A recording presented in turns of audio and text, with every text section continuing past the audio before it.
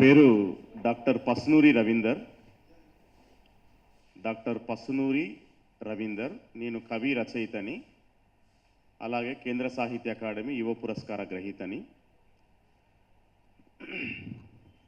ముందుగా మీడియా మిత్రులకి మా క్షమాపణలు తెలియజేస్తున్నాం. కాస్త ఆలస్యమైన అన్న వాళ్ళందరూ ఓపికతోటి ఉన్నందుకు ధన్యవాదాలు అన్న.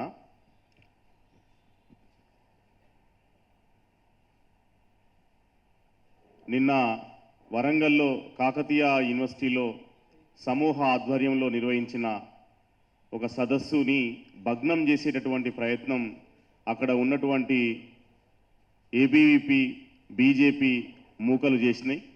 మేము దాన్ని ప్రతిఘటించినందుకు మమ్మల్ని టార్గెట్ చేసి బయటికి వస్తూ ఉంటే 30 మంది దాకా ఉన్నటువంటి గూండాలు చాలా దారుణంగా, పాశవికంగా, అమానవీయంగా కొట్టిళ్ళు. అందులో నన్ను చాలా గాయపరిచిళ్ళు. నేను చెప్తున్నా సరే వాళ్ళు వినకుండా ఇష్టం వచ్చినట్టుగా విచక్షణారహితంగా అసభ్య పదజాలంతో దుర్భాషలాడుతూ కొట్టేటటువంటి ప్రయత్నం చేసేళ్ళు.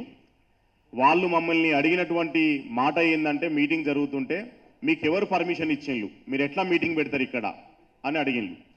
మేము వాళ్ళకి చెప్పిన సమాధానం ఏంటంటే, మీ యూనివర్సిటీ వీసీఏ మాకు పర్మిషన్ ఇచ్చిండు, మీ రిజిస్టరే ఈ మీటింగ్కి వచ్చిండు, వాళ్ళే చీఫ్ గెస్ట్గా వచ్చి మాట్లాడాలి కాబట్టి మీకేమన్నా అభ్యంతరాలు ఉంటే మీరు మీ యూనివర్సిటీ వాళ్ళని అడగండి. ఒకవేళ వాళ్ళ సమాధానం మీకు నచ్చకపోతే మా మీద ఒక పోలీస్ కేసు పెట్టండి, పోలీసు వాళ్ళు ఇంటరాగేట్ చేసి మీకు సమాధానం చెప్తారు అని చెప్పినాం.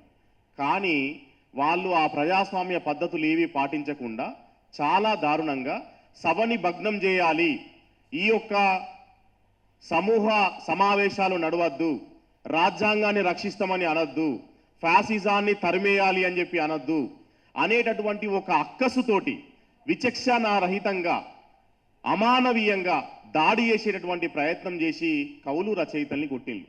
వాస్తవానికి మేమేమో రాజకీయాల నాయకులం కాదు, మేము పలానా వాళ్ళకు ఓటేయమని చెప్పలేదు. మేము కేవలం రాజ్యాంగాన్ని రక్షించుకోవాలి.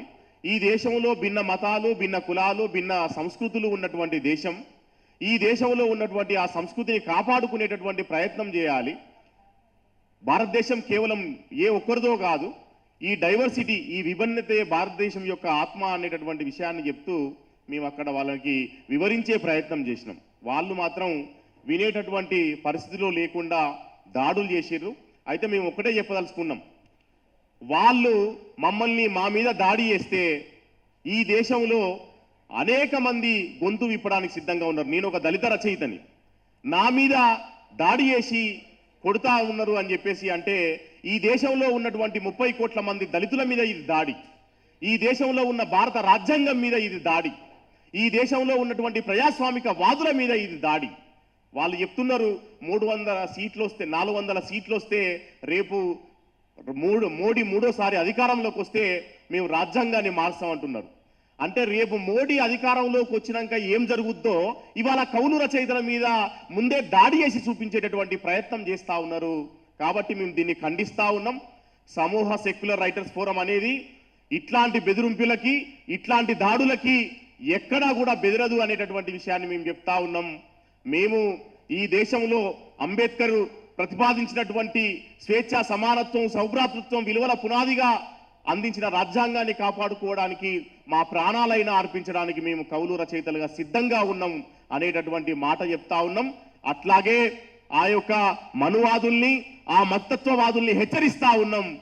మీరు పిరిగిపంద చర్య, మీరు భౌతిక దాడులు చేయడము అంటే మీ దగ్గర సమాధానం లేదు, కాబట్టి మీరు దాడి చేసేటటువంటి ప్రయత్నం చేస్తూ ఉన్నారు.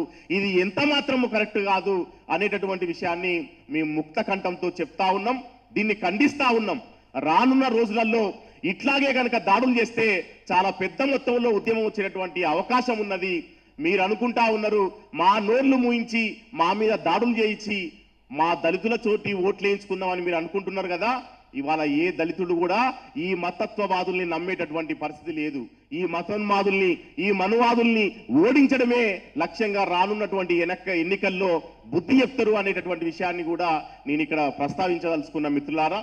కాబట్టి ఈ దాడి అనేది కేవలం మా కవులు రచయితల మీద దాడి మాత్రమే కాదు, ఇది యావత్ దళితుల మీద దాడి, ఇది యావత్ మైనారిటీల మీద దాడి, ఇది గిరిజనుల మీద దాడి, ఇది బీసీల మీద దాడి, ఇది మొత్తంగా ప్రజాస్వామిక వాదుల మీద దాడి అనేటటువంటి విషయాన్ని తెలియజేస్తా ఉన్నాం. కాబట్టి కాంగ్రెస్ ప్రభుత్వం కూడా తక్షణమే దీని మీద స్పందించి ఆ యొక్క దాడిలో పాల్గొన్నటువంటి కాకతీయ యూనివర్సిటీ ఏబీవీపీ నాయకుల మీద కేసులు పెట్టి చాలా తీవ్రంగా చట్ట ప్రకారం శిక్షించాలని చెప్పి కూడా మేము సమూహ సెక్యులర్ రైటర్స్ ఫోరం తరఫున నిలదీస్తా ఉన్నాం, గర్జిస్తా ఉన్నాం.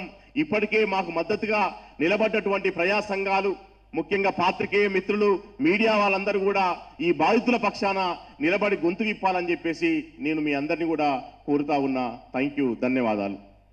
ఇప్పుడు